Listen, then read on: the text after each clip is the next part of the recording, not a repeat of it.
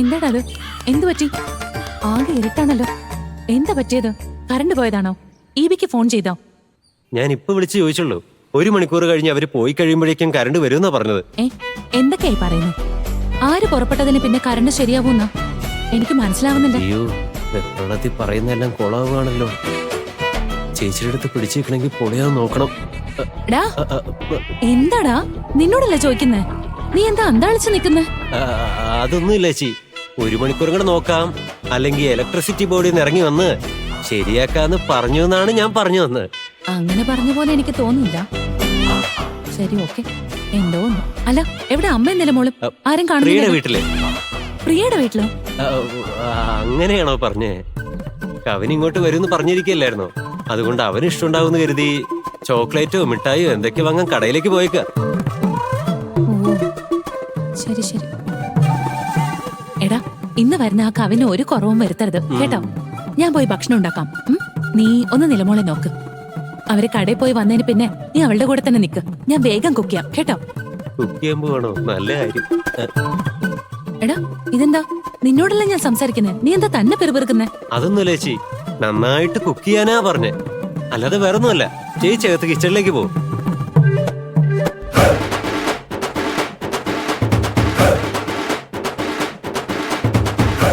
അയ്യോ അമ്മേ, ഇന്ന് തീർന്ന്.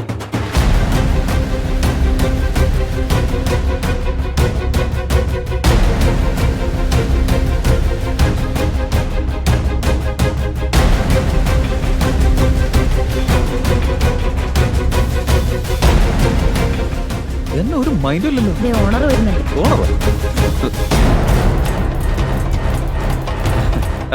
Good morning sir. സാറ് പറഞ്ഞ പോലെ അവിടുത്തെ ഗോഡൌണിലേക്ക് സാധനങ്ങളൊക്കെ ഞാൻ അയച്ചിട്ടുണ്ട്. ഇനി ഇവിടുത്തെ കാര്യങ്ങൾ മാത്രം കുറച്ച് ബാക്കിയുള്ളൂ.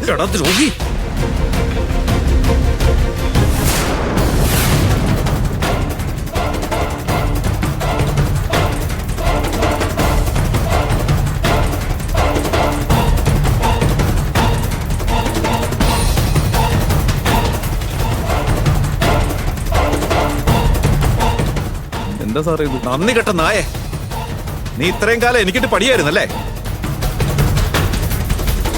നിന്നെ എത്രമാത്രം വിശ്വസിച്ചു. എടാ, എന്റെ സ്വന്തം അനിയനെ പോലെയല്ലേ ഞാൻ നിന്നെ കണ്ടിരുന്നേ. എന്നിട്ടും ഈ വൃത്തികെട്ട ഇടപാട് എന്നോട് കാണിച്ചു അല്ലേ? എന്താ സാർ, എന്താ ഉണ്ടായേ? ഇതിന് മാത്രം എന്നോട് ദേഷ്യപ്പെടാൻ ഞാൻ എന്ത് തെറ്റാ നീ ചെയ്തത്? കൂടുതലങ്ങ് അഭിനയിക്കല്ലേ. നിന്നെ ഇന്ന് കൂടുതലൊന്നും ഞാൻ പ്രതീക്ഷിച്ചില്ലല്ലോ. അത് നിന്റെ വിശ്വാസവും സ്നേഹവും മാത്രമായിരുന്നു. അത് കാണിക്കാൻ പറ്റില്ലെങ്കിൽ പിന്നെ ജീവനോട് ഇരുന്നിട്ട് എന്താ കാര്യം?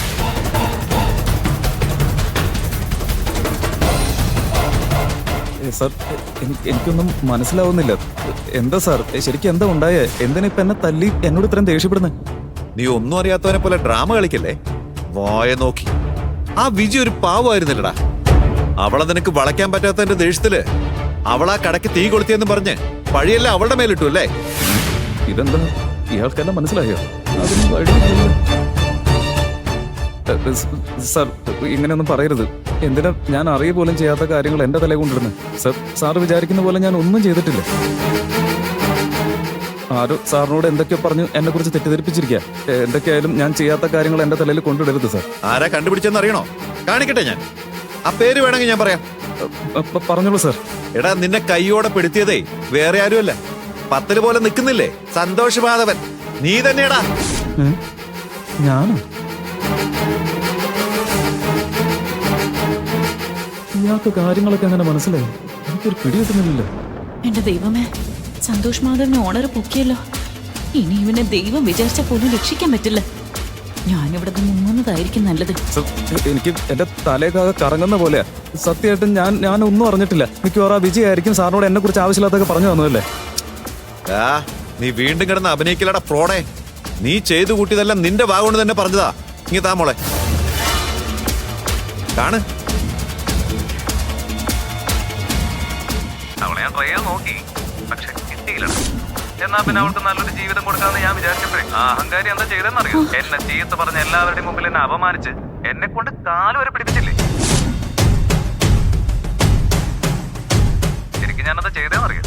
അവളുടെ ജീവിതം കൊളന്നുകൊണ്ടുന്ന പണിയാണ് ഞാൻ കൊടുത്തത്. ആ ഗോഡൌണിൽ ഇത്രയും വലിയ കാര്യങ്ങൾ പ്ലാൻ ചെയ്ത് ആ കൊച്ചു അവളുടെ തലയെ കൊണ്ടിട്ട് അവളെ തന്നെ പുറത്താക്കി. ഇവിടത്തെ പൊട്ടനില്ലേ ആ ഓണർ, ഞാൻ എന്ത് പറഞ്ഞാലും ആ മണ്ടൻ വിശ്വസിക്കുന്നേ. എന്താ ഇപ്പൊ മനസ്സിലായില്ലേ? ഇത് നീ തന്നെയല്ലേ സംസാരിക്കുന്നത്? ദാ, എന്തിനാ നീ അങ്ങോട്ട് നോക്കുന്നേ? ദേ ഇതിൽ നോക്ക്. എന്താ ഇത് നീ എല്ലാം തോന്നുന്നുണ്ടോ? അങ്ങനെ സംബന്ധിച്ചിടത്തോളം ഞാൻ ഇവിടുത്തെ അടിമയായ ഒരു ജോലിക്കാരൻ. പക്ഷെ എന്നെ സംബന്ധിച്ചിടത്തോളം അയാൾ ഒരു കോമാളി, വിവരമില്ലാത്തവൻ. ഇതിൽ ഞാൻ വേറെ ഒരു കോമാളിയാണെന്നല്ലേ പറഞ്ഞേ? നാവ് വല്ലാത്തൊരു ആയുധമാണെന്ന് കേട്ടിട്ടുണ്ട്. ഇതിപ്പോ അവന്റെ നാവ് ആയുധമായിട്ട് മാറി, അവന് തന്നെ ആപത്തായിട്ട് മാറിയിരിക്കുക. നീ ഈ കടയിൽ കുറെ കാലമായിട്ട് ജോലി ചെയ്യല്ലേ, അതുകൊണ്ട് നിനക്കൊരു നല്ല പോസ്റ്റ് കൊടുക്കാം എന്ന് വിചാരിച്ചിരിക്കുമ്പോ നീ ആരുമില്ലാതെ കഷ്ടപ്പെട്ട് ഒരു പെൺകുഞ്ഞിനെ പൊന്നുപോലെ നോക്കുന്ന ആ വിജിയെ ട്രാപ്പിപ്പെടുത്തി അവളുടെ ജോലി കളയുന്ന തരത്തിലല്ലേ നീ പണി കൊടുത്തേ? ഇത് നീ മാത്രമാണോ അതോ കൂടെ ആരെങ്കിലും ഉണ്ടോ?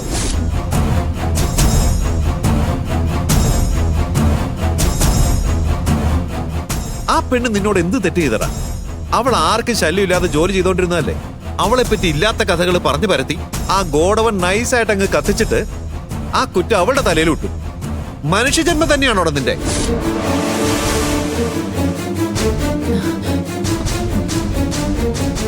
ഇത് നോക്ക്, ഇനി മേലാൽ ഈ കടയിൽ നിന്നെ കാണാൻ പാടില്ല.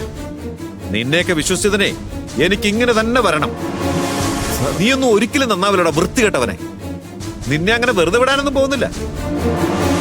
എന്റെ കടയുടെ ഗോഡൌൺ കത്തിയതിലേ ഒരുപാട് പണം എനിക്ക് ലോസ് ആയിട്ടുണ്ട്. ഞാൻ ഇപ്പൊ തന്നെ പോലീസിനെ വിളിച്ച് നിനക്കുള്ള സമ്മാനം തരാം.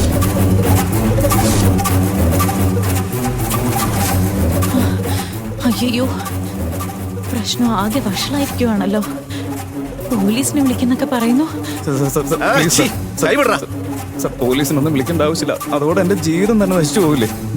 ഞാനപ്പോ ആ ഒരു ദേഷ്യത്തിൽ അങ്ങനെ അറിയാതെ പറ്റിപ്പോയതാ. സാറിനോടും ഈ കടയോടൊക്കെ എനിക്ക് എന്തുമാത്രം ബഹുമാനമുണ്ടെന്ന് സാറിന് അറിയാലോ. സാറിന് ഒരു ദ്രോഹം ചെയ്യണമെന്ന് ഞാൻ എന്റെ മനസ്സിൽ ഇതുവരെ ആലോചിച്ചിട്ട് പോലുമില്ല. ഇതിനെല്ലാത്തിനും കാരണം ആ വിജിയാണ് സർ. വിജിക്ക് എന്നോടുള്ള ദേഷ്യം വെച്ചിട്ട് എല്ലാവരുടെയും മുമ്പിൽ വെച്ച് അപമാനിച്ച് എന്റെ കരണം നോക്കി അടിച്ചത്. ആ ഒരു ദേഷ്യത്തിലാണ് ഞാൻ ഇതൊക്കെ ചെയ്ത് കൂട്ടിയത്. എനിക്കും ദേഷ്യമൊക്കെ വരുമല്ലോ സാർ. ഞാൻ ഈ കടയിൽ ഒരു പൊസിഷനിലിരിക്കുന്ന ആളാണ്. എനിക്ക് നാട്ടുകാരുടെ മുമ്പിൽ ഒരു വിലയൊക്കെ ഉണ്ട്. ഇവിടെ പോലീസൊക്കെ വന്ന് എന്നെ അറസ്റ്റ് ചെയ്താൽ എന്റെ ഉള്ള വിലയും കൂടി നഷ്ടപ്പെട്ടില്ലേ സാർ? പ്ലീസ് സാർ, അറിയാതെ എനിക്ക് പറ്റിപ്പോയത് സാർ. ഇനി ഒരിക്കലും ഉണ്ടാവില്ല സാർ. പ്ലീസ് സാർ, ഇത്തവണത്തേക്ക് ക്ഷമിക്കും സാർ. എന്തിനെ പോലീസിനൊക്കെ വിളിച്ചു വരുത്തുന്ന എന്നെ ഈ ജോലിയിൽ നിന്ന് പിരിച്ചുവിടരുത് സാർ. സാർ പ്ലീസ് സാർ, ഇത്തവണത്തേക്ക് ഒന്ന് ക്ഷമിച്ചുവിടും. ഞാൻ വേണമെങ്കിൽ കാല് പിടി. നീ ഇനി എന്തൊക്കെ പറഞ്ഞ് കാല് പിടിച്ചാലും നിന്നെ ഞാൻ വെറുതെ വിടാൻ പോകുന്നില്ല.